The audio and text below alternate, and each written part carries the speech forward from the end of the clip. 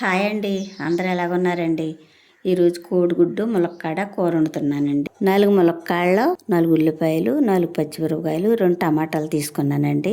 కాయగూరలు కట్ చేసుకుందామండి. కాయగూరలు కట్ చేసేస్తానండి. కోడిగుడ్లు ఉడకబెట్టి పై పప్పర తీసేస్తానండి. ఇప్పుడు వంట మొదలు పెట్టుకుందామండి. మూకుడు వెట్టెక్కింది, ఆయిల్ పోసుకుందామండి.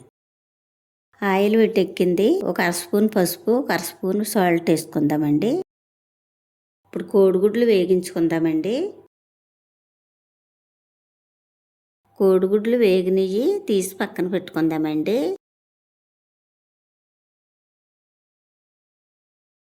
ఇప్పుడు అదే నూనెలో ఉల్లిపాయలు పచ్చిమిరపకాయలు వేగించుకుందామండి.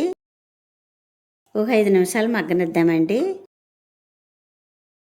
ఉల్లిపాయలు చక్కగా మగ్గిని టమాటాలు వేసుకుందామండి. ఉల్లిపాయలు టమాటాలు చక్కగా మగ్గిని కట్ చేసి పక్కన పెట్టిన ములక్కాడలు వేసుకుందామండి. చక్కగా మగ్గినాయండి. ఇప్పుడు ఇందులో వేయవలసినవన్నీ వేసుకుందామండి. 1 స్పూన్ కారం, రుచికి సరిపడగా కళ్ళుప్పు, ఒక అర స్పూన్ పసుపు వేసుకుందామండి. కొంచెం నీళ్లు పోసుకుందామండి. ఇప్పుడు కోడిగుడ్లు వేసుకుందామండి.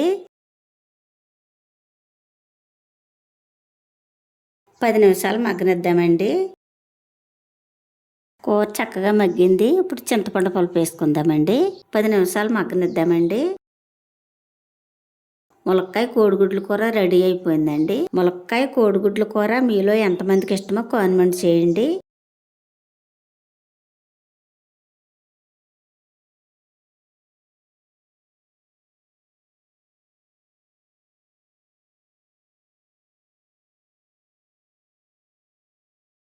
ములక్కాయ కోడిగుడ్ల కూర చాలా బాగుందండి.